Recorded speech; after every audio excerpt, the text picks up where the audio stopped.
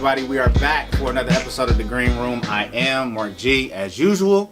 I got LaRon. You good? You ready? Yeah, I'm good. Nancy Nicole. How's everybody doing today? I'm good. I want to know how you doing. I'm good. You know what I mean? You feeling nice? Nah, I'm just here to do a podcast. That's all. I'm not here to do anything else but pod. Here to pod. We pod. We podding. How was everybody's week? Anybody get into anything interesting worth talking about? This is my first chill weekend in a long time. Oh, you did say that. Yeah, you did say that. I was in and how many weekends has it been since you chilled?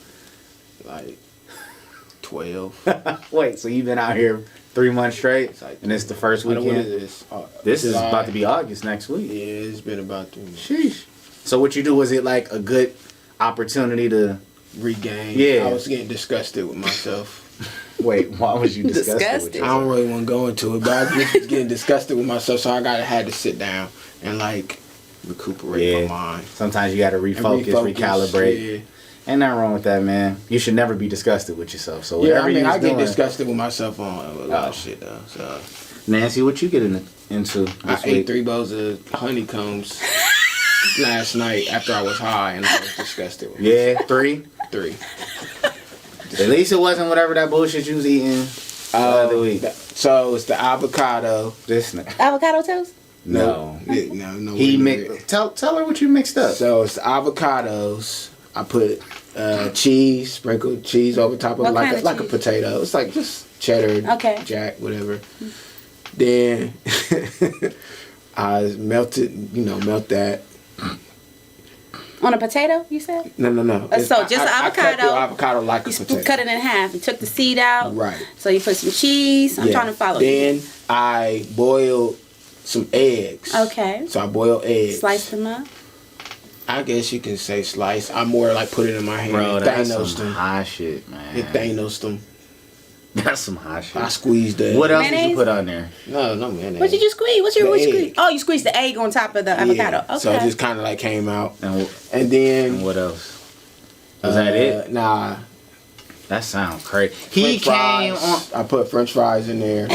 It's like that's how you have a Hashbrowns. It's like a breakfast meal. He came on the Instagram live the other week and he just eating, and I'm like, bro, what? He going. I'm like, what is that? It was good. Then he started saying what it was. I'm like, man, that sounds crazy. It was good though. And then I put peanuts in it, honey, cashews. I mean, See, for the crunch. I need a crunch. But this is like Thursday. This past Thursday, we went on IG Live and did another Green Gems. This dude had the smoke detector going off. Couldn't even hear it. He like, what is y'all talking about? I couldn't what hear are y'all? it. Everybody but y'all was here saying but you. Going off like it was like. No, not consistent. That's how they was saying it. So I didn't even know what that. I was like, that ain't happening over here, because I was like, literally like had to turn everything off and like, what the fuck? Like, what are they hearing? I heard the beat. Nancy, it was your first Green Gems. Yes. Because I think that this is the third one. What was the funny part? This is the third one. So, first, how did you like it? What did you think about it? I enjoyed it. It was pretty, Yeah, these topics were pretty heavy. They were pretty heavy topics. So, Green Gems is what we told you we're doing on IG Live on Thursday. So, make sure y'all follow us and get into the conversation. We bring people on. They tell us stories. They answer questions. I think the one that stuck out from this one was, it started with old girl that said her work husband left his real wife for her. But that wasn't what that was. No, that started it. But then the same one said that the girl in the comments stole her man. Oh, Evie. Yeah, she said she stole her man. So then she had to get on and defend herself and tell her side of this. Listen, the shit was turning into like Maury Povich, like Jerry Springer. Yeah, it was really like, and this is the second week in a row where we done heard some stuff like, funny. Huh? Like what? So yeah, make sure y'all. I was in tears. Yeah, make sure y'all check out the Green Gems, because like you said, and the topics are real, and we somehow always start on one thing and end up somewhere else because you just keep going. But man, I got a question though. What? Do y'all think there's such thing as I don't believe there's such thing as being a hoe. Okay. I just think people are like free with themselves and they can do what they want. I don't believe in the word hoe. Okay. But the question that I have in your mind, as far back as you can remember, who was the first hoe like that you knew was like a hoe? But from your even what you gathered as a hoe being like, is this a real person or a fictional person? No, movie. Because I can tell in real life. Okay. Like where you was like, oh yeah, she's a hoe, or he's a hoe. Well, back then you probably weren't saying he. But yeah, I don't know, man. That's in real life. I don't know, man. I have to think about that because fictional is Blanche Devereaux from the Golden Girls. That's the first hoe I ever recognized. She was. Yeah, I mean, like I was a little kid, but I could tell Blanche was, you know what I'm saying? Yeah. So that's my first like recollection of hoe. But in real life, I don't know, man, because you would be around people and you would hear it, or you might hear like, I don't know. Why do you have an answer? I've been trying to think. I kind of got an answer for it, but we was like in 6th grade, and I was calling like another 6th grade girl hoe. And probably wasn't even like. Well, see. How you know for sure she was really having sex? Back then, we didn't know. It didn't matter. Still, even in high school. Hey, even if you get more than one finger put in you, that you back then. Like if a lot of the boys keep finger popping you at the movies after 8 o'clock, the night showings. Nancy, what's that conversation like between women or girls? Like when y'all say a nigga is like. For the streets, for everybody. Like, how do y'all come to that conclusion? Is it just like, is it like, you know what I mean? Is it just girl talk and y'all find out like, oh, this nigga is... I think it's probably the same way our guys... do y'all even care for real? Yeah, I mean, of course women care, but, you know, it's deemed acceptable for the guy, but not acceptable for the female to be a hoe. But it's okay for a guy to be community dick. But it's not. No, it's acceptable for me for a woman. For you, for a female to be right. Because you just said that. You just said you don't, believe in it, which is, that's fine. You know, that's good. Because my whole thing is you don't know for sure whose miles is on somebody's private parts. How you know how many miles is on somebody's private parts? And what do you calculate the miles in? Seconds or nah? Or because how you a guy give you 2 seconds, 2 strokes. Don't matter. He hit. Yeah, that's rude. He hit. That's it's a body. It's a body. It don't matter how long you in it. It's a body. As long as she drop and let you enter. As long as you finish, it's a body. Nah, you sometimes have to finish. For real? Nah, that's what I'm saying. You even have to finish. You said as long as you enter. Yeah. It could be a 3-pump situation and everybody changed their mind. But I've had something that's been so trash I kind of like got out. Oh Jesus. Yeah, like just like or faked it. They don't think guys fake it. Oh, it's funny that they don't think that. I mean, it's hard to see the guy. Well, trust me, guys fake. Once if you is so turned off by the situation in the moment, you will go limp.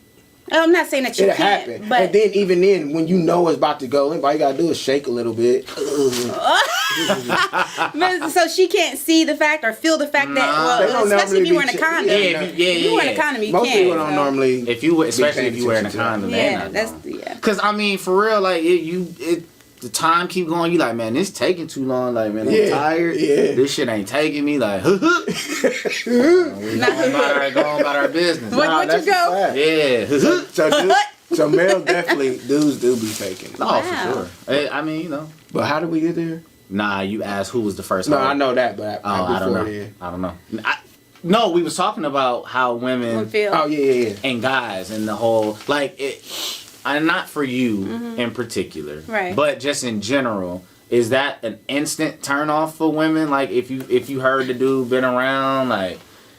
Yeah, I feel it's the same for a woman, and men. I think it's the same way. It can be, but supposedly women are attracted to the bad guy. Women are attracted to the guy that everybody wants, or whoever, whatever. Y'all are. I'm speaking for other women. I'm not speaking for myself. Y'all are. So 9 times out of 10, there's the curiosity. Everybody wants to figure it out. I'm about to say the curiosity. It's the curiosity. Because the man hears that, oh man, she fired. It's not too many minutes to be like, oh, I'm cool. You already did. No, they gonna do it just to hit. If there's no interest in it, it's just a hit. But I was gonna say that's the difference. Right. It's like if you hear that, then you just going for that, and there's no probably opportunity. There's no ties, no nothing. Well, I'm just gonna smash and dash. That's it. Yeah. Are you saying you? No, we're talking about how guys look at females in that perspective. They hear that a woman is fire. I thought you were saying that. I'm like, what, smash and dash? Yeah. Have you ever done that? Of Not course. done it, but have you done it. ever have that ever been like the like? I'm just gonna hit this nigga off and. Of course, they all do. They all do. I feel like I actually just heard some women talking about this, and they was like, "No, we slut y'all out too." Was that on the live? That was on the live. That was on the live. Somebody said, "Yeah, we could slut y'all out too." So it's like, there's no doubt that y'all do it. You know what I mean? And it is what it is. Now, if you wake up feeling, used as a man, that's a bad feeling. You ever felt like you've been used? Yeah, it wasn't. He liked You didn't care about it though. I didn't have no bad feeling about it. I don't know, man. I don't like that feeling. Why? Because it's like, this is what you wanted from me? Like, how you know I ain't want to take you out somewhere? How you know I ain't want to, you know what I'm saying? You probably would have did that before you hit there. Nah, I don't know, man.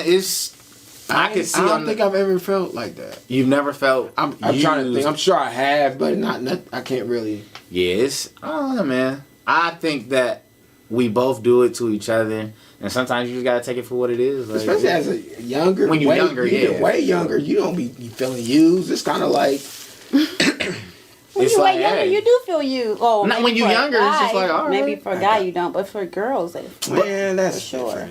Different. I could tell you for sure, like the first time, because I was always used to like I dip, like all right, it's over, I'm out. I don't care what time it is. I'm out. Mm-hmm. The first time a woman did that to me, it's almost like Boomerang. Mm-hmm. It's like Eddie Murphy when Robin Givens came he through. was catching feelings for her. I know, but even if you're not catching, just the idea, like, who you think you is to leave? You leaving me? Mm-hmm. Where are you going? Like, you out at 4 o'clock in the morning? Like, nah. I've never done that. Because the alternative is they can be there till 4 p.m. in that afternoon. And see that's why you be cool that it's like you cool that it happened. Yeah. You kind of surprised, but you always gonna be cool because nobody want nobody that stays. You know what my issue is with how long should they leave? How long should they stay? Stay. After y'all done, like even if they stayed the night and they fell asleep, which happens. It happens. That next morning when y'all wake up, I think it's always the guy makes it known when he's ready for that chick to leave. I really think I get up and start moving stuff around. Yeah. You know what I'm saying? Start to get in. Like, but what if you doing that around them and they not? That has happened, and it got to the point where I damn near was at my own door. Like, well, I'm heading out. Like, what are you doing? Like, why are you still here? If she doesn't get that, that's terrible. Like, for real, like she should be considered enough, like to know, like at some catch point. The hint. Yeah, like what happened to a walk of shame, man? What happened to a girl fashion walk of shame? Gather your belongings and leave. Right. Take your shoes and hold them. Walk out barefoot. Hold your shoes and go on about your business. Barefoot. That's what they used to do. Has a man ever overstayed his welcome with you? You had to put a man out. Like, you ever had to put him out? Like, hey, like you gotta go. Y'all be cracking. Nah, I'm just saying. You ever had to put him out? Like, what time was he supposed to leave? He was like, it got like, okay, nigga, MASH is on now. Ew, that's the worst show too. Have y'all ever text or called y'all friend for them to hit y'all to cut off the, you know what I'm saying, intervene? Like it's something you gotta do. Like I gotta leave. Call me right back. Call me right back. Say it's an emergency. Y'all ain't never done that? I just that's had a good my thought. friend do that. Like, oh, this is recent. This is recent. Like, hey man, please call me and tell me I gotta come do something. It's like anything. And then when it happened, then you tell somebody like 3 o'clock and they don't even answer. It's like 3:20 and you looking at your phone like, man, what the fuck? But you know what? Even when I set it up, then I feel like I'm a bad actor. Like, I be like, hello, what, man? Man, I gotta go. Like, I'm trying. Am I killing it right now? Is this too obvious? Am I doing too much? Like, man, I gotta. My nigga. I don't even be doing all that. I just my nigga some shit. Yeah, my nigga some shit. Hello. All right, I'm on my way. I'm out. Y'all are a piece of work. What, man? Guys are a piece of work. Listen, it happened. I know. It happened. I know. Is that wrong of us? I mean, this is old school. This is back in the day for me. I don't know if people do that. I just rather you just be honest. Like, don't fake it. If you don't want to be around me, if you don't want to, that's harsh. like, that's harsh. No. No. So all right, so who telling you they don't want to be? Has that you think that ever happened to you? Mm-hmm. See, I'm like, I have been heartbroken I'm like getting several upset times. with you. Like I get upset with you every. I don't week. understand why. Why niggas hurt my feelings? Like niggas break my heart. I get it. But I know that happens. But you know they always say like what one man or woman looks at as everything is somebody else's headache. Like no matter who you is, I don't care how good you look, how much money you got, there's somebody who's sick of your shit somewhere. Galatians 10:18. Here we go. For every bad bitch, there's a nigga tired of fucking. That's a fact. And that's from the Honorable Joe Budden. Okay. And you say that's out of what Galatians. book? Okay. Yeah, Galatians. Yeah, last week you popped off a couple verses that Exodus and Revelation. Yeah, after further review, they said that those are not actual Bible verses. That you took those from somewhere else. There's so many versions of the Bible now. Like, do you feel King like James. Do you feel like it's people out there like when they see you do stuff like that, they're like, man, he better quit playing around. Like, It doesn't. You don't care about that. I don't care about like he playing with God. No. He playing with Jesus. I literally somebody just said post your favorite Bible verses, and I posted in Revelations again, and then I put from Most Kings when he say in order to be Bobby then you got to be Bobby now. That's not a real Bible verse. But it was the actual pastor's Facebook page too. They play with God too. I mean, well, we ain't gonna get into that. It's a lot of ways you can play with God. And it's a lot. I think everybody plays with God. Do y'all? Okay, how do y'all? And we just kind of got here, but as y'all got older, from how y'all grew up, religion. What are some of the changes that y'all have gone through, or what are some of the things that y'all found out along the way? Like, do y'all question anything that you were ever taught when you were younger? Like, how did y'all grow up, first off, as far as, like, church? I grew up Baptist. Baptist. Okay. I grew up in a Pentecostal church. What's that? I don't know. I mean, I know, but I don't know. Yeah. You ask some people, they say it's Baptist with just guitars. You know what I mean? Like... I don't. Some of them are really strict, or it's like some women can't wear like earrings. It's some of us just have more strict. But as y'all grew up and you saw things in the world for how they are, did y'all look at some of the stuff? Like for me, I can honestly say that I've gone through like a whole whirlwind of emotions when it comes to how I was raised, religion, what I believe in, and a lot of it just. I don't know, man. Well, even with that, how much of that comes to brainwashing? Mm-hmm. What do you mean? As a kid, we're young niggas. Man, look, man. Kids don't go wake up like, ooh. Or some kids do. Let's go to church. Some kids do. Oh, right. But for the most part, Sunday, I ain't trying, like, you getting up, get dressed, you going to Sunday school, you gonna sit down, you gonna listen and pay attention, and you do that every week. And then some kids, I gotta go multiple times a week. That stuff starts seeking into your head to the point, like, once you're an adult, there's questions. Like, there's questions you have that you don't have as a kid. So it's easier to believe all that stuff as a kid, opposed to, like, when you get become an adult, is put in those certain situations that they even speak of in the Bible, like you find yourself in, and it's kind of like. That was hard. Do you feel like you done that.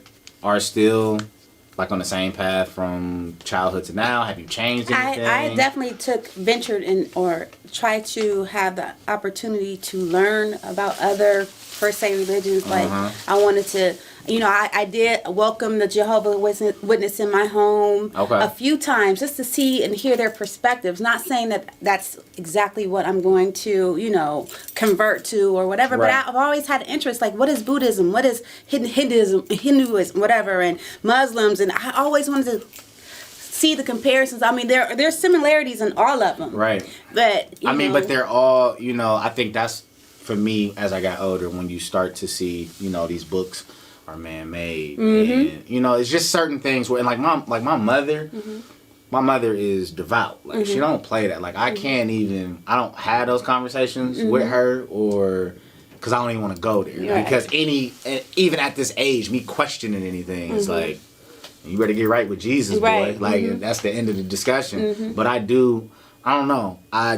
I struggle with it because I know I believe in a higher power. I know I believe in something else that's out there. But when, like you said, you got all of these different competing religions and this story versus that story. I just think for me it boils down to, I think whatever you put out in whatever this thing is, this world, this universe, whatever you put out is what you get back. Right. You know what I mean? I feel like you put good out, good comes back to you. You know, and the flip side of that is if you out here, that's it. That's it. But that's the bottom line is that I think it's just about what's morally right, not religiously right, but morally right. You know what's right and wrong. Yeah. And I think if you just follow that principle, you find. I had actually, if you go back through the green room history from when we started. To I had a transition into being a Christian, like got baptized and all that stuff, and then I think I started altering my mindset as far as like just some things I just don't agree with in Christianity, but there's some things I don't agree with in any all of them. So that's what I'm saying. Like as far as like. I remember that time too. Your pastor came. Yeah, he came. He did it. He did one of the episodes. Yeah, but I don't subscribe to any religion anymore. I'm not a Christian anymore. I don't subscribe to anything. I actually move around as like I recognize the God in other people. Okay. As I try to grow my own, like as far as my own conscience is concerned. But like even with Christianity, like. Slaves was waiting on his ass 400 years ago. True. Praying every day, he's gonna come and save us, and then praying to a. I don't want to say that because I don't know what they worship in Africa. I don't know in Africa what their religion is over there. I'm almost sure it wasn't a white Jesus, right, or white God or whoever, but. It's hard for me to even understand black Christianity. It's hard for me to understand it as I've grown, even while I was back in religion, like my religion, and actually taking it serious, studying and reading my Bible and all that stuff. I started when I was reading the Bible, more of the Bible I read, I started to have way more questions. Of course. So it was like. I just couldn't get into like a lot of the stories anymore. I mean, the stories are there for a reason. They're there to teach pretty much. They have a purpose. Right. There's a purpose in it. But I don't think it was written in the literal sense that, especially the Holy Bible. Like you have to follow this Bible. Like pretty much because that's what that Bible is for. If you don't believe the things in this Bible, you cannot receive eternal life or whatever it is. But what about the people who don't subscribe to that? Where do they go? You know what's interesting to me about religion is that on one hand, I know that it was crafted in a way to, keep people. It's what keep Control. you. Yeah, it's social constructs. For sure. There's a controlling element to it, but on the flip side of that, there's this level of faith that I feel like as people we need. You need to believe in something. You have to have faith that if you woke up every day and had no faith that things would get better, how do you continue to get up every day? Right. So there's this whole like because I see people nowadays, especially now, it's cool, I guess, or it's woke to kind of like shit on religion. And like you said, you talk about the slaves and, how could they be praying to this God that, whatever. But what I realize is that specifically for blacks, religion is what held a lot of the little bit that we had together. So when I see people now say, "Oh, you foolish," it's like, all right, I get it. Like, because like you said, the older you get, the more questions you have. But you have these people now that if you are a Christian or you identify with whatever religion, then it's like, how stupid are you to be following this man-made book and blah, blah, blah. But if you look back, man, it's necessary. I was watching Eyes on the Prize, and they were talking about Emmett Till and how the message got around initially that he was even killed. And you just looked at the church and you looked at that funeral, and I was watching the footage of it. that was necessary. We needed that. And as much as it may have held us back too, right? It kind of held us together. So I'm just always kind of conflicted on the use of religion in our culture.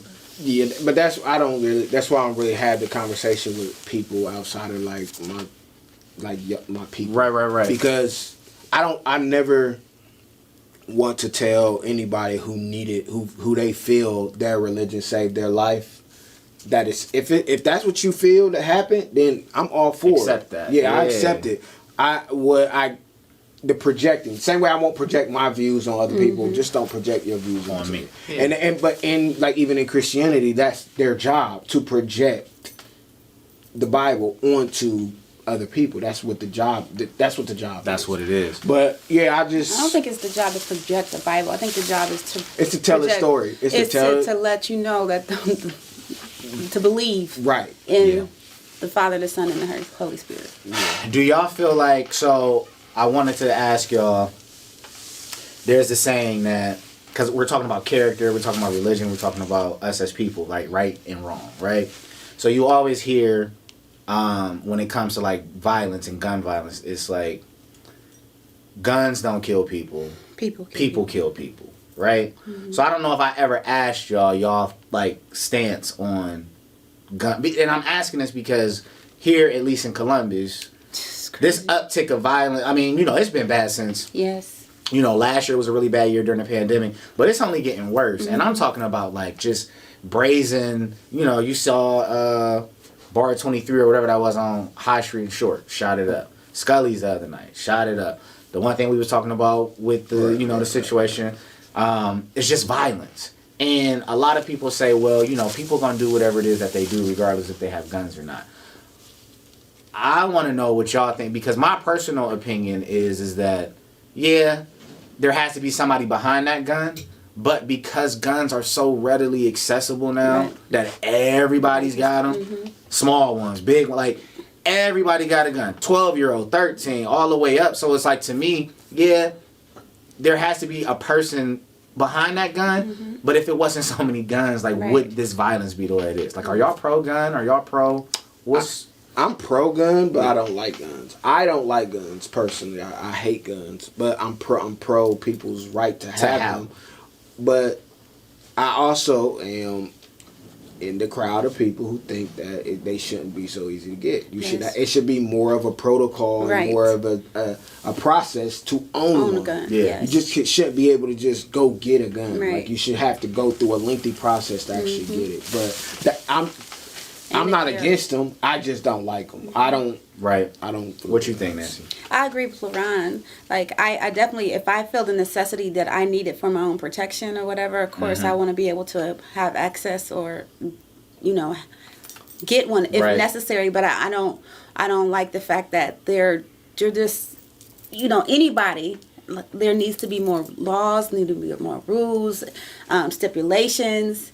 It's not. It's not normal. I think American society and capitalism, especially here, where since I would say the 80s, capitalism has just gone amok. Like, it's not like, yes, land opportunity is supposed to be able to go out and make a way, but there's so much money, and there's so much money to be made, and there's so much greed that I think that has trumped like just values. Like, there's no real, like, protecting yourself is one thing. I agree, everybody has the right and should have the ability to protect themselves, but we do everything here in excess, from food to I've been watching the Food That Built America on the History Channel, and they talk about all of these brands from like Hershey to McDonald's, like all of these main staples. And the one thing that you realize is that over the years they've sacrificed the quality for the quantity. For the bread, you know what I mean, for the money. So now you're talking about the preservatives, all of the shit that we eat. It's the same to me with guns. It's like so many people making money off of it. Guns, whether it's legal or illegal, that it shouldn't be that we should not be able to just, we got a beef and I got it on me. And I'm now you got to chop. And not even talking about little 22s. Or that. These niggas is coming out with big boys and spraying shit up. So when I see people talk about it's not the guns, it's the people, I just have a problem with that, because I think that ultimately, if it wasn't at your disposal so easy, then you wouldn't just pick one up and fucking kill somebody. But I don't know how you fix it. I just wanted to know what y'all thought about it because I don't think we ever talked about you know, guns. 2 Corinthians 3:7. It says. It says. What'd it say? I cannot with you. Bullets should cost $5,000. The Honorable Chris Rock. Chris Rock.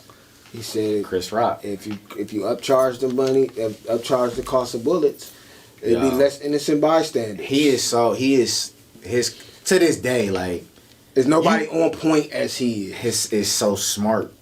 It's just smart because, he said, I'll bust a cap in your ass if I can afford it. If I could afford it. And it's true though, like, you shouldn't be able to just have all of this stuff, you know, at your disposal and just shoot and kill everything. But no, that just popped in my head, so I wanted to ask y'all. Another thing I wanted to talk about was, I saw somebody say the other day, a person asked them, like, oh, you needed help? Why didn't you tell me? I would have helped you. I posted that. Did you post that? Yeah. And I did because I said, yeah. I said it. So what was the post? I forgot what it said. It was something to the effect of like, if I would have seen you, if I would have try to find it, but it was more along the lines of somebody saying like, I didn't ask you for help because you saw that I needed it and you didn't volunteer the help. Is basically what it was saying. Okay. And I was just like, when it comes to adults, right? We all grown. If you got people in your circle, you got friends, you got family, what is the expectation on help? I don't have. You don't help. No, I don't have the expectations. You don't have expectations. I don't have expectations for just about anything as far as, you know, people besides my children. I don't expect nobody just to help me because they're my friend or they're my How would you feel about asking for help? I have a problem with it. I'm prideful. Let's talk about that. I'm real prideful. I have a problem asking for help. I will suffer. I will do whatever. Why do you think that is? That's just how I'm. That's how I am. Why you ain't asked me for help? Because you saw I needed it and didn't offer it. Okay, that's what it was. And I found that interesting because, like Nancy just said, she said, I'm prideful, so I'm not going to ask you. I'll struggle. So is it up to the people closest to you to see that you might be struggling if you're not going to ask for it? It's not necessarily up to them, but, you know, if they do see it and if they... I mean, because my circle is tight. I mean, my people will be like, you need me? I mean, if it's obvious, they're going to definitely be like, what can I do? Is there anything you need? What is it? You know, but just for me to just come up like, that takes everything out of me to ask you for something. It does. It just does. As an adult, have you felt like you've had to ask people for help? No, I think the people... even as an adult, in the very few times that I've needed help, thank goodness that's my case. But in the very few times that I've needed help, the people around me have seen it and just did do it. Right. Got you. I've never had but for the most part, I don't ask for help, and then I don't think it's pride or anything. It's just that for me, I just feel like I just need to figure it out and get it. I gotta get through it. Now, if it's something outside of what I can do, I'm going to my mama. Going to my mom. That's awesome that you have that. You know, everybody ain't got that. I don't have that no more. Right I don't now, have a mother. I don't have a father. I don't have a significant. There's people who don't have it, and but even for me, for my people or friends, if I see either one of y'all going through, most of the time I even hit you you good, you need I will do if I see something going on with somebody in my circle and close to me, I'm going to here, let's figure it out. Or not even really if I even see some. I've helped people on social media that I've seen say they share too much, but when they say they going through something, I just cash app them something. That's nice. Just cash app them something because I don't. Right. I'm not about to do nothing but smoke it. Mm-hmm. So it's here, this person can probably do something better with this $100 than what I'm about to do. That's with nice. But Do y'all think people take advantage of that? No, absolutely. On like, especially on social media? Absolutely. Think people take advantage of? Absolutely. That's what I'm saying to people when you post it. This is why I don't. And you like post you always down. Always down, but always out and doing shit though. Like fam, like you gotta pick a struggle. Like pick a struggle. Stay your ass at home. Yeah. And be down. So then that like it's difficult though because you see people and then a lot of times you may not even know exactly what the situation is, right? Mm-hmm. But if I constantly see, that's why I'm torn though. Because I was getting ready to say, if I constantly see you always like, man, like woe is me. Like every day is something else about. I stay away from them type of people. I'm not helping those type of people. But if I see somebody who needs it and I know they don't ever like even talk about certain shit and I see that, it could be even seeing something on there and I know that that's not who they are, and they just on there talk about this is a fucked up day, and then I DM like you good, then they tell me like I'm short this right, and I'm like all right, well. Here, I can send this to you, and so.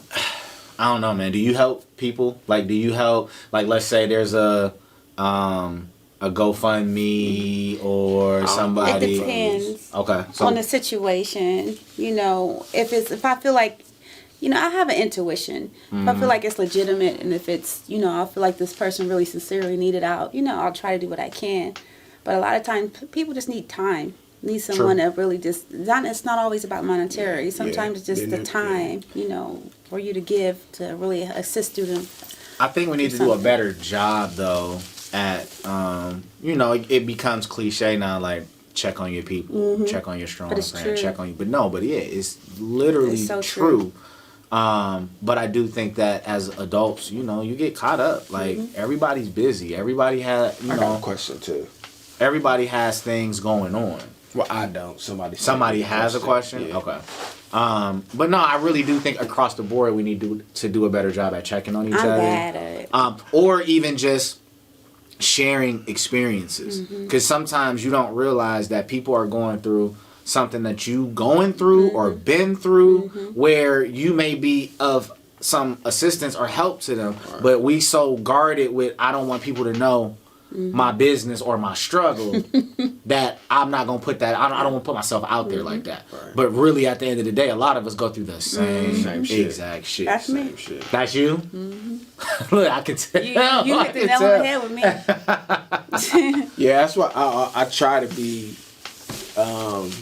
proactive in that aspect. Like, hit up my boys, my homegirls, whatever, like, how are you mentally, emotionally? You good? Like, everything cool? I try to do that as much as I can, but I also have to be careful with that because a lot of times when I get information from people, somehow it rests in me. Like, I take on that spirit, and it's just like, it depresses me, or I'll be down, or I get anxious for no reason, and then it's kind of like, okay, I know why I'm feeling this way because of this person's situation. So I try to be careful with that, but most times I'm the one that actually, like, I'm not gonna say I'm the one, but I do check just mentally, emotionally, just to make sure people are good around me, because if somebody that's close to you ain't good, it's gonna come back on you anyway.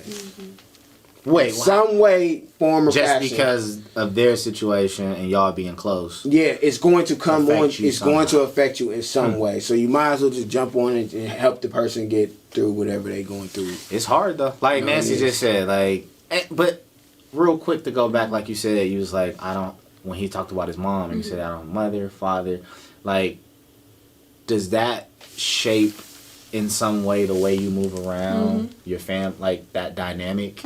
Okay. Do you feel like you need to be more open, or I've been told I need to. Yeah, I've been told. Is that something you can still work on? You think? I do. Okay. It's something I am personally working on. There's a lot of things that I'm trying to work on. Got you. I'm going through a lot of things that people have no clue. Right. But that right there is definitely what I'm trying to work on. Yeah. Just being more just of allowing. Yeah. Being more communicative, because I don't tell people. I don't talk about. There's a couple people that I, if I'm going through something, you met my sister last week. I talked to her. She's very spiritual, as if you've, we chopped it up. Yeah, she's very spiritual. So she's one of my older sisters, and she's always been close to me. Mm-hmm. And now that I don't have parents, she's one that I can call on. But then you get to the point where I'm grown, I'm an adult. I have to be able to rely on myself. I got to be able to get through this for myself. But sometimes I don't feel like I want to call and bother nobody with my issues. No, I'm like everybody's going through something themselves. Why should I call them and be like, oh my God, I'm going through this or whatever? So I don't. So I'll self-suffer or I'll self-sabotage. I just heard that not too long ago. Self-sabotage. I was just talking to somebody about, what do you do to self-sabotage? I smoke and I fuck. That's self-sabotage? I don't because what happens is, okay, so let me say it like this. With my history of anxiety and shit, I never knew I had anxiety until I got married. Mm-hmm. When I got married, that's when I realized that I had anxiety, because the things that I would do to medicate those anxieties in the past, I couldn't do those same things while I was married. Mm-hmm. So that's in those moments I would sit there and be like, damn, why the fuck am I feeling like this? I ain't never felt like this before. And the reason why is because before I was married, I was fucking drinking, wilding out. That's how you cope. That's how I cope. So it was easy for me to heal myself, and not heal, because that's not what I was doing. But I'm gonna just say heal myself in those moments until I got married. When I got married, I then realized, like, damn, what the fuck is wrong with me? And then I realized, oh, I'm not out fucking and drinking and shit no more because I can't. So now I know I got anxiety now. Now I'm able to understand it. So for me, just literally for me, I just can't. It's hard to not self-sabotage in certain moments. So now, not now, but I'm scared of when I have another anxiety attack, whatever that is. What the fuck am I going to do with, like, literally, what am I going to do with myself? But self-sabotaging, I don't even want to call it sabotage. No, it is sabotage when you do it unhealthily. Yeah, I mean, I don't know. I think, like Nancy, like you said, like suffering in silence. I think I do a lot of that. I think that's my, like I've never been to therapy. I've never talked to anyone. There's been times where I said that I wanted to and then I thought that I should, and I still may. But I am the person that everybody comes to? Not even, you know what? Not even... Yes, and I mean that in a sense. Like, people don't ask me for a whole bunch of stuff. Like, I'm not that one where it's like, Mark, I need, which is, a blessing. I'm talking about, like, as far as advice. But as far as, as far as, like... like a blessing. Like... balloon. Like, I got no blessing loan for like, let me give you my problems. Like, and I'll be like, all right, well, what's wrong? And I talk to people and, give advice or whatever, but it's rare that I'm on the other end of that, and like, I think we all say the same thing. There's a couple people that you can go to. But I think for myself personally, I probably need to be more vocal about what I'm feeling in a moment or how I really feel about something, because I'll just bite my lip and just do it, or just whatever it is, push through it. And then how you say you got anxiety and all of that, it's like, man, I don't know what I got. I may, you know what I mean, I've never been diagnosed with anything, but I do have these moments where I'm just like, man, I feel like I'm going it's anxiety explode. It's anxiety. You know what I mean? But that's what I'm saying. Like, and you married, so before, when you had those type of moments when, like, even like a chick pissed you off, all right, well, I'm about to go find another chick. We about to be out. I'm about to be drunk. I'm about to either be drunk and high, and family Marcus don't have that luxury. Right, that's what I'm saying. So now when you sitting in that was my problem. Now you sitting in the midst of your anxiety, and you got to figure that shit out. And by figuring that out, then you got to stop self. What did you just call it? Self. I says she's suffering in silence. Suffering in silence. You got to stop doing that now at this point, because it's only going to make it worse for you, and then the people directly around you. So now you have to go at least think about going to see a therapist, or think about other outlets. You know what's a trigger, like what's stressful, and it sounds kind of silly, but it's really stressful. Like I put something up, and about traveling. I said, why is it so hard for niggas to travel together? Like planning a trip. Everybody paying their money, everybody going, everybody getting there, having a good time, everybody being able to do what they want to do. Like, I feel like for us, I always hear these horror stories of never again. I'm not going nowhere with her ever again. I'm not going nowhere with him ever again. Mm-hmm. And so I had put it up and I was just like, why is it so hard for us? And I got a couple people going there, which it annoys me because it was like instantly, I don't have that problem. We don't have that. Me and my friends, we don't have that type of problem. You say what it is, where we going, we pay the money. We got money. That's what some girl actually said, like, we got money.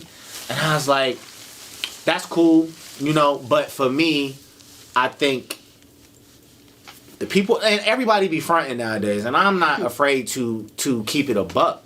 The people around me and closest to me, I don't know their pockets, but I know that there's more people who can't than can.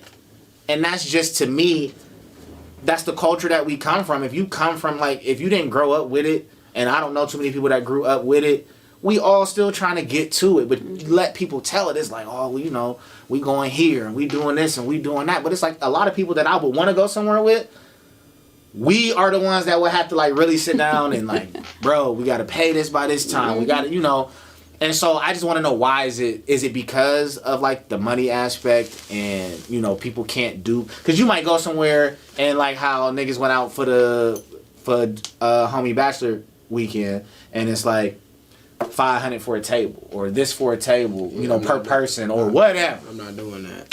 And I think that we get caught up in just doing a little too much. I want to be. See, for me, I'm not about to. My biggest thing is when I'm asked about trips, I know in advance if I'm going to be able to financially go or not. Right. So I'm not about to even try to lie and say, yeah, I could do that, and then can't. Why we do that? I don't know, because you don't want to think. Why we you don't do want that? people to think you broke. Oh, that's true. I don't give a damn. Like, let me know the dates again. I'm broke. I'm gonna see what I could do with that. Yeah, like, nigga, but then also for me, and when I'm asked to go places, my thing really is never about the money. Mm-hmm. Who going? Mm-hmm. The company, the people. I need to know. Because if it's somebody that I know is going to piss me off the whole trip, I'm not going on vacation with that group. I'm just not going to do it. You ever had a bad girls trip? Have you ever had a trip where you was like, I ain't doing this no more?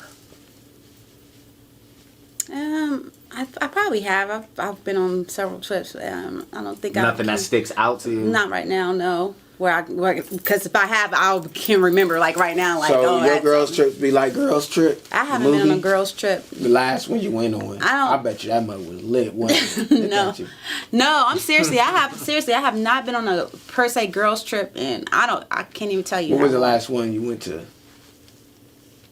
I don't know. As you know, I used to sing in a group, and we used to have to travel. Me and the girls. So those are like, but that was work. It wasn't like, we about to, How was that? What? How was that? Being a part of a group, a singing group. Oh my God. What was the name of the group? It's been named everything from Taxi to 10. Okay. That Roman numeral X has been named a little bit of everything. I mean, I'm telling you, Taxi, L, July, 10. I didn't know that. So you used to groupies. That's why you be ignoring your IG in the comments. So the DMs. Nah, I think that would be dope. That makes so much more sense for me now. Why? Like, just everything you be saying makes so much more sense. Because I was in a singing group? Yes. What? I want to be in a singing group. It's the only thing today. Is that how you do? It's so, if you have a great rapport, if your personalities match. I mean, the girls my last group. Oh my God, I love those girls. So what was y'all like? What type of music? What y'all do? We done R&B. R&B. And we can pop. we're a mixture of, Oh yeah. Yeah, we could have to sit down and like listen to some of these tracks. I keep learning more and more. Like this week, this week between the IG live and today, I'm learning so much more. I knew you was in a group though. I did know that, but I didn't know specifics. I didn't know particulars. But yeah, that was the one piece of this puzzle that made all the other pieces not fit. And now it makes sense. And now it all makes sense why she be saying and thinking the way she be thinking. It does now. I'm so confused. You did y'all was y'all trying to get signed? Oh, we've dealt with some heavy hitters. Yeah. Like we was definitely were about to get signed with Epic, but at the time 3LW just got there they just signed 3LW, so then it put us off the. But we've also dealt with we were Nokios, and Nokio called it when we was his group, of Drew Hill. Yeah, we was called Beauty at the time. He named us Beauty, so we dealt with him. We dealt with Del Davis from the NBA. Did he write that song about you? No, he actually wrote that about one of his son's mother. Beauty. You talking about the song Beauty? Yes. It was actually. But he named y'all Beauty though. Yes. The song had already come out, and then when we are, when he heard us sing, he was like, "Oh, I want y'all," and then he named us Beauty.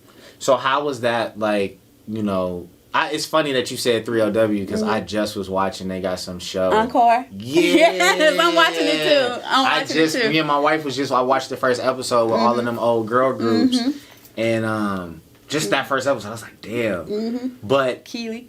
was it a lot of you hear people talk about like you said, you on them highs, we about to get signed. Yeah, it don't work. Yeah. Like how was that for you dealing with? I mean, it's hard. It's very hard. We dealt with some producers. We've been from New York to Atlanta to Indiana, Virginia Beach. We've recorded everywhere. We've dealt, like I said, with some heavy hitter producers, everybody, and you think you're about to be on this path and you think everything's gonna go, and the next thing you know, you're like, oh, it didn't work out. And it's tiring, it's emotional, but that's what I can say. It's a dirty, hard business, and you got to be built for that. You definitely do. And I wasn't the type that's gonna sit here and do a lot of the things that people do. People do in that industry. And I'm not just talking about sex. There's other things, as far as drugs and, just being around and doing a lot of things. But trust me, we had a good time. We've been down to Houston. We've recorded with a lot of different people. Yeah. So. Do you have a price? Would you have a price? A busted open price, to make it? Wait, what do you mean? How you framing it? What are you asking me? LeBron, is there a price that I would do some shit?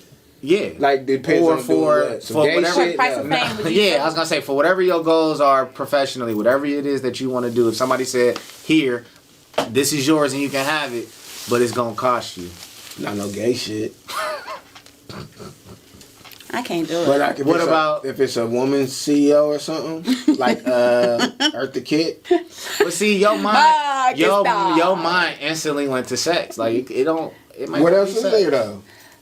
I don't know. It's a weird business, bro. I ain't no telling what they might. These people are crazy. They ask you all kind of crazy things. They want you to do all kind of crazy things. Crazy things like what? Like if a nigga told you, all right, bro, I'm gonna give you whatever you need. Just go on a 3-day crack bender with me. We just gonna do 3 days of crack. And on Monday, I do a 3-day. On Monday, you get everything you want. No, I do a 3-day shroom bender. No, not crack though. Not no crack. That's crazy. I'm too old to be doing crack. I'd do it. I would. I wouldn't. Right now, if somebody told me they give me everything I need, if they gonna give you everything I need, this is what's gonna happen. You know what crackheads do? I do. They're gonna give you everything, and you're gonna sell everything to get. I'm one of them type of people where I say crack won't do that to me. No, I'm not. I'm strong. Yeah, 3-day bender. I'm strong. They got 3-day bender. Crack ain't gonna do me like if you that. bend anything for 3 days, man, you down bad. Nah, man, but you know what? It's just silly because you hear all of these stories about what goes on or what people have. Half of the shit's probably fake. A lot of it is just talk. But there has to be some truth to behind those doors. there's a lot of shit going on. I don't know if I would be. I'm too old for that now. Not me, because hey, I'll give you this deal, but you gotta fuck Cicely Tyson. Damn, Wait, bro. she is? No, she died. She just recently Okay, so passed. who else owes? Who else owed? Marla Gibbs. Marla Gibbs. I don't even know who that is. She just got the Hollywood. Just got Walk. Hollywood Walk of Okay, Fame. so Marla Gibbs. I'll give you this deal if you go blow Marla Gibbs back out. I'm going to go blow Marla Gibbs. Bro, she like 90. I don't give a fuck. Like, for like a $10 million deal, you want to do it? For 10 mil? Right, exactly. You would go do it. You would go get that nut off? Nah, that's Marla Gibbs. Yeah, I bro. would. I couldn't do that. You Wait, could. how much you said? 10 mil. 10 M's. Yeah, I just said I would do crack for 3 days, so I might as well. Oh my I God. might as well. I have to clear it with wifey first. Hey, first of all, What type of conversation is that? What type of convo is that? she's going to let you get that off, bro. They want me to hit Marlon. You for hit worse. They want me to hit Marlon for the 10. You hit piece. worse for a shot of Henny. Me, myself? Yes. Nah. Yeah, man. For a Yeah. shot? Nah. He's been off. My whole track record is amazing. Okay, well, still. No, I'm This lying. nigga, that, I'm lying. this nigga that's hit worse on the glass. Nah, you know what? I would not. The way the industry is right now, the stuff that I would want to do, I wouldn't want anybody to hold anything over my head. You can hold. I gave this to you. Nah, go ahead. I'll put it on my backdrop behind me while we're recording whatever my show. I'll do whatever. Like niggas do. It wild ain't nah, but it ain't even the fact that they would know that you did it. It's just I'm talking about not even doing the wild shit like fucking Marley Gibbs. I'm just saying people who give you something with strings attached. Like, I'm fine with I'm gonna give you this. I'm gonna give you all the fame, all the riches, all you want to do music. I'm gonna let you record this album, but and that's what you always hear in the industry, that it was always some type of strings attached, and then you got to do extra shit for your fame and your success. As long as it's not no gay shit or Alright, or drugs, I'm going to do it. I'm going to. That's good I to make know, less man. than $100,000 now, and I'm damn near still kissing and licking my boss's asshole now to get that little ass check. I cannot with you, for Ron. $10 million, I'm not gonna go hit Marla Gibbs off This cat. and get. Why you keep saying don't? I don't bring even know who man. else is owed like that. That's Florence I don't even know from who that the is. Jeffersons. What's the other Blanche? Mary from 227. What's the other Golden Girl that? Betty White. Betty White. I hit Betty White Oh Jesus. for the 10 M's. Yeah. And I don't gotta clock in no more. Oh. Y'all can You say all what you want. I ain't saying that. That's I'm buying in the state. You can say whatever you want about me and my family behind these walls. Even then, what you say? Man, you are so crazy. I'm dead serious. I know. $10 million for that? I For like. Betty White? I like. I like for us to like. The Ron had brought it up. She And probably it's got like. some good boxing. No, she don't. Oh, my man. God. She like, Betty you know how White, she's old still she is, bro? alive. I know she's still alive. That's what I'm saying. How old is she? Man, she about $100, man. She is. She almost $100. You talking about you? It's That probably shit fire. Probably is, though. He said it's If you think she ain't fire. out here fucking, you crazy. She not, man. Definitely She's still out here fucking. Look, well, LeBron had brought it up and was just basically saying like episodes like this we need to do I got you. with no. For yeah, that's the we can do the question and we out, but no format and just shit talking. She 99. 99? Yeah, that's crazy. 99 problems. I'm glad that I learned some stuff about y'all. I mean, more so you. This nigga's crazy. But I learned some extra stuff about you. But let's read the question and then we're gonna get out and get out of here because I'm still operating from yesterday. Okay, I'm still so- operating yesterday. This is from Eris here in Columbus. Am I gonna have to? We have to. No, I actually asked her. I was specific. Oh, I said, okay. Eris, am We I can allowed use to the say name. your name? She said, yeah, go ahead. I don't matter to me. Okay. So Eris asked me, what advice would you go back and tell? I wrote back. I said Bike. Yeah. What advice would you go back and tell the younger you that needed you? Like, so at your worst point in life as like a teenager or as a child, something like earth shattering that somebody adult planted in you. Mm-hmm. What advice would you go back and tell that little you now that would help make you a better person? That it gets better. I think when I was younger and most young people, everything is like the end of the world. Like Right. everything. And don't get me wrong, it can be some really bad things that can happen to you. But you realize as you go through things that you come out on the other side of it. You may not be the same person. You may be different. You may, whatever. But you come out of it. And there's another day to go back at it, do better. So I think everything for me when I was young was just like, this is it. I can't recover from this. And so the older me would go back and tell, it get better. It just get better. You know what I mean? You can't give up. It gets better. So that would be my advice. Nance? What would you tell young Nance? Kind of something similar. Like, my background is, I would probably say don't listen to them. Don't listen to them. To all of the people that told you whatever they told you. Don't listen. I tell them don't listen. Yeah. I was literally about to say almost the same thing. I would tell a younger me, it's not what people say about you, it's what you think about you. Mm-hmm. So whatever people, don't listen to what people say about you, it's about what you think about you. Got you. Yeah. I like that. So I think we all pretty much, that's good. The whole don't listen to them and it's what you think about, those are really good because you suffer so much from not having an identity when you're young. You don't know who you are yet. Your identity pretty much is whatever your parents, whatever you're being shaped. However your environment shapes you. Right. And that's the bad part because that's what I was going to say. You have so many people who don't know what they worth. They just don't know what they worth because you got a million people telling you that you ain't this and you can't do. Because I honestly don't think that, and I had encouraging parents and all of that, but I don't think that they necessarily, you know how they say the previous generation just wants you to do better than them, to kind of grow. But what I'm doing different, I think, with my son is there is no ceiling. There is no limit. I think ours was, you're supposed to go to school and get a job and provide. But there's so much more in the world and so much more out there that you could be doing. And I don't blame my parents, or I don't blame that generation because they was just doing what they were taught. Exactly. But yeah, I think it's important to tell and you got all of these different nonprofits and groups that work with kids and they say it, you can be anything, you can do anything, but it's you actually have to show these kids that there's outside opportunity than what they see, every day. Because even if them kids are with you about 2 hours a day, maybe, and even if that's not even talking about not high school, but elementary and middle school. I'm talking about if you in our after school program, whatever. They gotta go home, and in that environment, those environments are wired to tell them this is what you're going to do for the rest of your life. This is what we are. So it's a lot of that stuff is just an escape, and then they have to go back to reality, to their reality.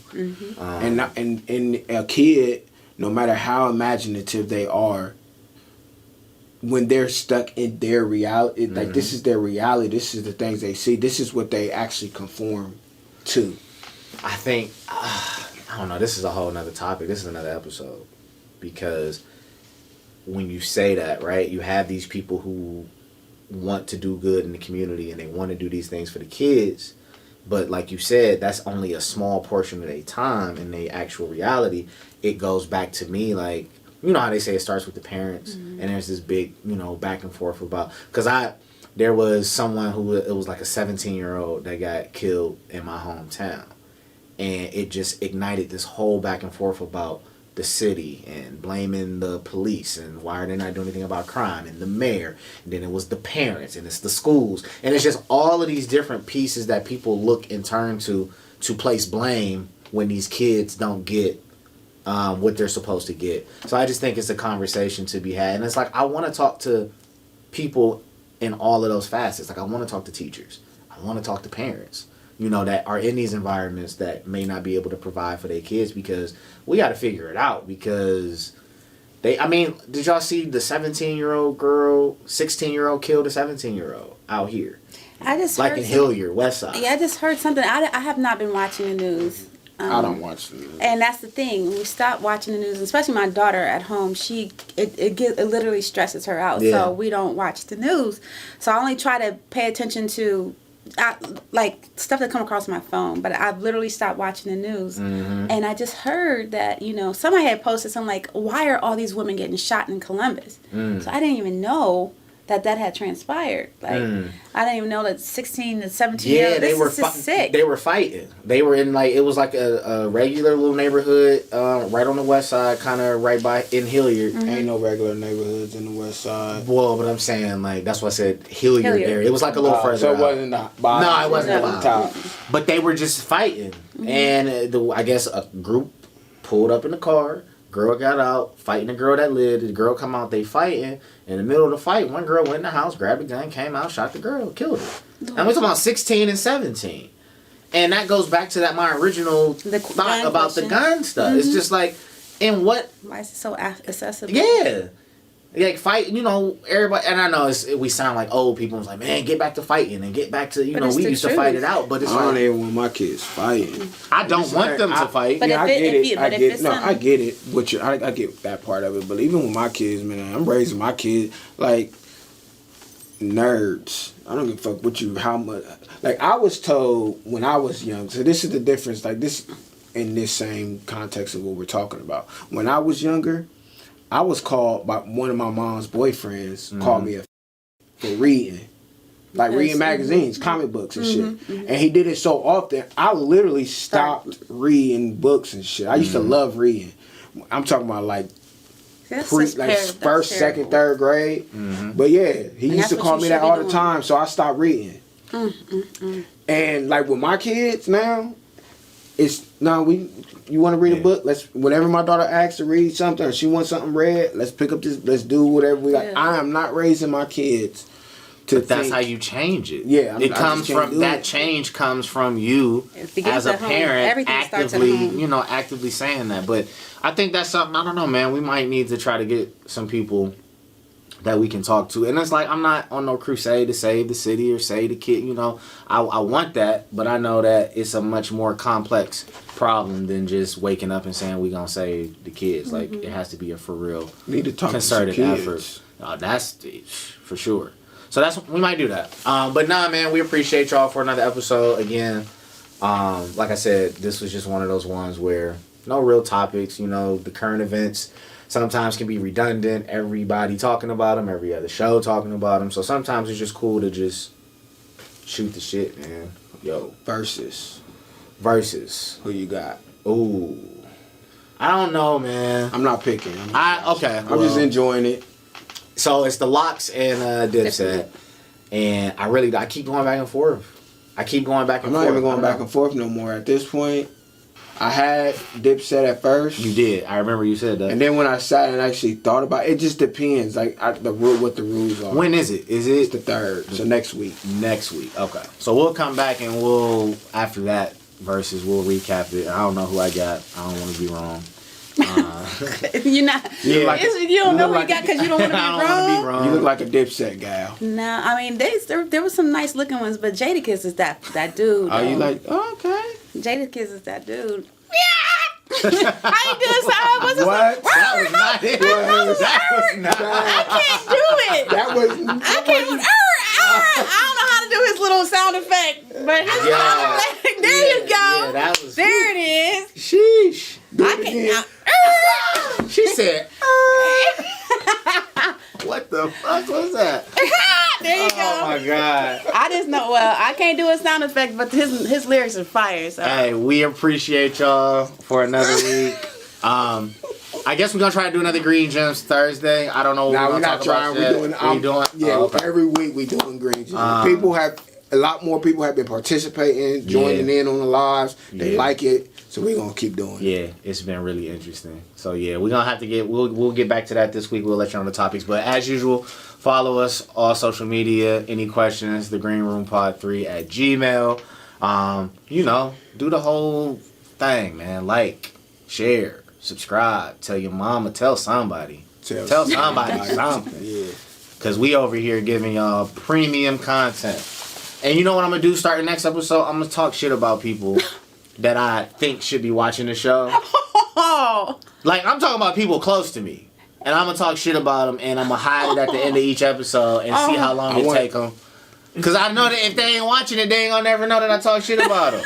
So, ain't there, next week, I think I'm going to start doing that. Like 3 years ago. No, y'all 4 or off the 5 chain. years ago, we did this. I think we should do a Madden giveaway. for an episode. We can do that.